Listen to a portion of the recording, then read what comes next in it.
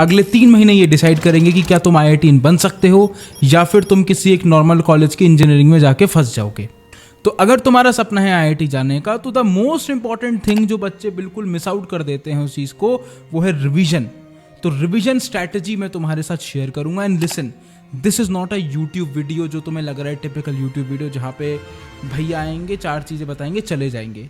इस वीडियो में मैं तुम्हें सारे टूल्स एंड ट्रिक्स एंड सारा रोड मैप दूंगा, step by step, actionable step की तरह, जो तुम्हें किसी भी यूट्यूब वीडियो में नहीं मिलेगा। मैं चैलेंज कर देता हूँ, वो मैं तुम्हारे साथ शेयर करने वाला हूँ। जहाँ पे अगर तुम्हें ऐसा लगता है ना कि बहुत सारे लोग बोलते हैं कि माइंड मैपिंग कर लो रिवीजन के नाम पे, वो उनका बेस्ट स्ट्रैटेजी होती है।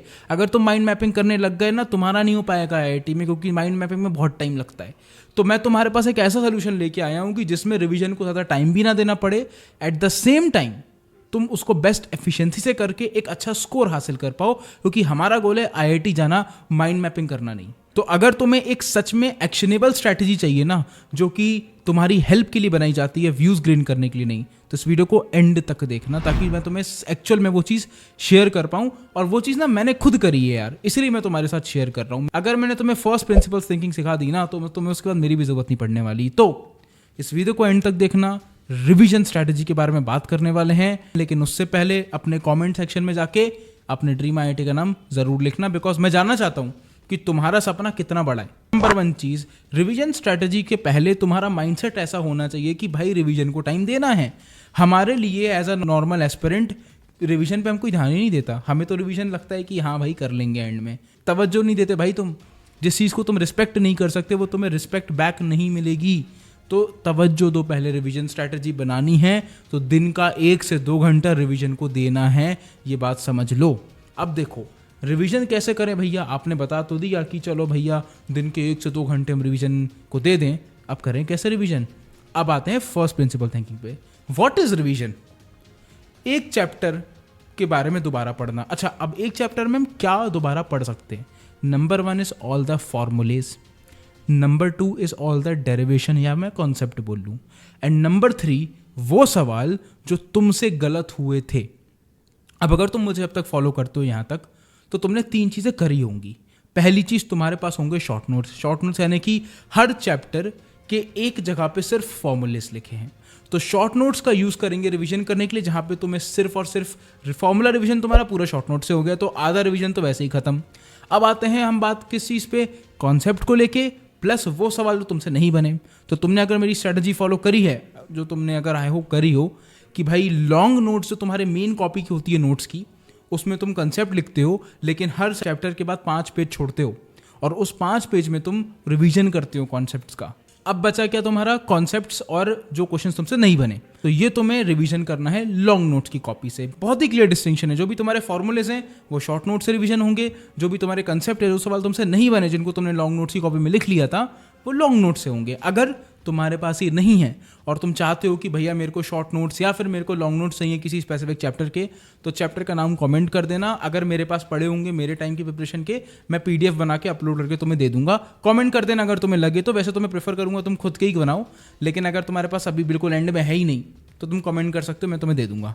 तुम्हें पता है मैंने 11th और 12th क्लास का full revision, physics, chemistry, maths, chemistry के तीनों पार्ट्स, ऑर्गेनिक, इनऑर्गेनिक, फिजिकल, 15 घंटे में 0 से लेके एंड तक कोई ऐसी रिएक्शन नहीं है, कोई ऐसा फॉर्मूला नहीं है, तीनों सब्जेक्ट मिला के जो मैंने मिस करा हो, पूरा रिवीजन A to Z मैंने 15 घंटे में कर लिया था, एक दिन के अंदर। आई डिड एवरीथिंग बिकॉज मेरा रिवीजन मैकेनिज्म बहुत स्ट्रांग था। और ये जो मैंने रिवीजन मैकेनिज्म बनाया है वो इसी तरीके से दिन के 2 घंटा 1 घंटा रिवीजन करके, माइंड मैपिंग की जगह सीक्वेंस फॉलो करके, और मॉक टेस्ट को देने के बाद उसको एनालाइज करके अपने रिवीजन की एक्यूरेसी बढ़ाई है, और तब मैंने एक लेवल ऑफ रिवीजन अचीव किया। तो देखो, हमने ये समझ लिया कि रिवीजन को तवज्जो देनी है, रिवीजन को दिन का 1 से 2 घंटा देना है, और शॉर्ट नोट्स और लॉन्ग नोट्स से रिवीजन करना है। अब आती है बात रिवीजन को एक्चुअल में प्रैक्टिस में कैसे लाना है। तो जब तक तुम मॉक टेस्ट नहीं दोगे, तब तक तुम्हें अपने रिवीजन की एक्यूरेसी समझ में नहीं आएगी। बिकॉज रटना बहुत आसान है दोस्त, लेकिन जब तुम एग्जाम के प्रेशर में होते हो, तो वो अपने दिमाग के खजाने से उस फॉर्मूले को निकाल के लाना, उस कंसेप्ट को निकाल के लाना और एक्चुअल पेपर में अप्लाई करना, वो बहुत डिफिकल्ट होता है। तो तुम्हें मॉक टेस्ट देना है। हफ्ते के 1 से 2 मॉक टेस्ट दो, which is 3 to 6 hours long. And जितना तुम मॉक टेस्ट दे रहे हो उसका 40% टाइम तुम्हें देना है उसकी एनालिसिस में। आई सेड इट, अगर तुम चाहते हो मॉक टेस्ट में तुम्हारे नंबर बढ़े तो एनालिसिस में 40% समय दो, नहीं तो नहीं बढ़ेंगे। एंड देखो बहुत सारे लोग यहाँ पे आपको बोलेंगे कि भैया माइंड मैपिंग करो, माइंड मैपिंग करो। मैं बताता हूँ माइंड मैपिंग से क्या प्रॉब्लम होती है।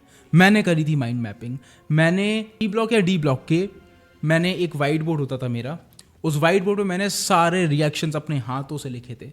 रिजल्ट मेरे पता क्या हुआ, मुझे एक एक चीज़ याद हो गई। बट पता है तुम्हें, उस एक वाइट बोर्ड को लिखने में मुझे कम से कम लगते थे 1.5 घंटे। It was not worth the ROI, it was not worth it only.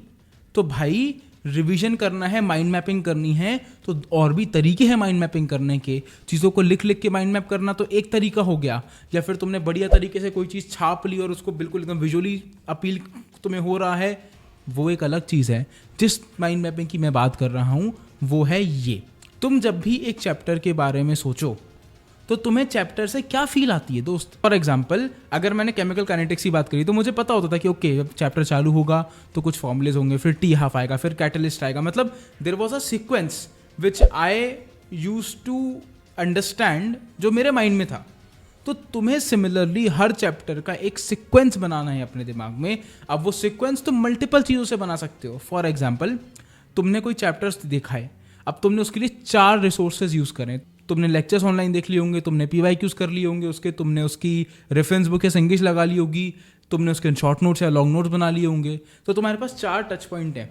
अब तुम्हें क्या करना है, जब भी तुम रिवीजन करो तो तुम्हें हमेशा रिवीजन का पैटर्न सेम रखना है। फॉर एग्जाम्पल, अगर तुम लेक्चर नोट्स, तो अब लेक्चर तो तुमने देख लिया, बट अगर तुम पहले शॉर्ट नोट्स, लॉन्ग नोट्स और फिर उसके बाद तुम अपना रेफरेंस बुक के जो सवाल तुम्हारे इंपॉर्टेंट है उसको देखते हो, तो यही फ्लो फॉलो करो। क्योंकि इससे तुमने अगर 10 बार प्रैक्टिस कर लिया ना, तो 11वीं बार तुम्हें सोचना भी नहीं पड़ेगा। जब भी तुम इस चैप्टर के बारे में सोचोगे, तुम्हें सबसे पहले क्या दिखेगा, शॉर्ट नोट्स, फॉर्मूले, फिर आएगा तुम्हारे कंसेप्ट, लॉन्ग नोट्स, फिर आएगा वो इंपॉर्टेंट सवाल जो तुमने रेफरेंस बुक में टिक करे थे।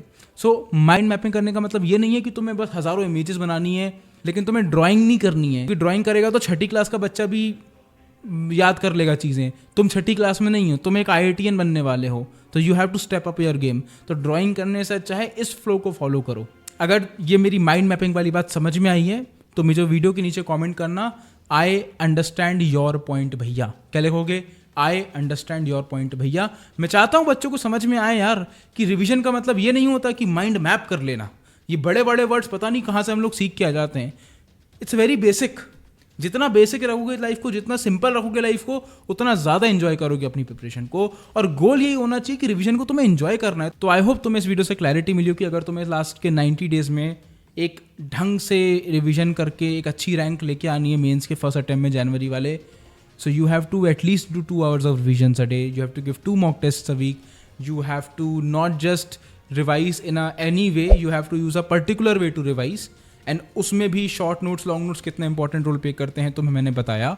तो अगर इस वीडियो से थोड़ी भी वैल्यू मिली हो और थोड़ा सा अच्छा लगा हो, एक दिल छोड़ के जाना।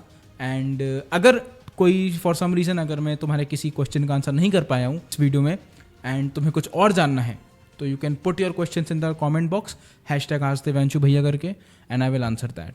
So that's it for today's video. जाओ काम करो। अगर इस वीडियो से तुम्हें वैल्यू मिली है तो यहाँ पे जो लिंक लगा रहा हूँ मैं वीडियो की, उससे तुम्हें और वैल्यू मिलेगी। तो इस वीडियो को चेकआउट जरूर करना।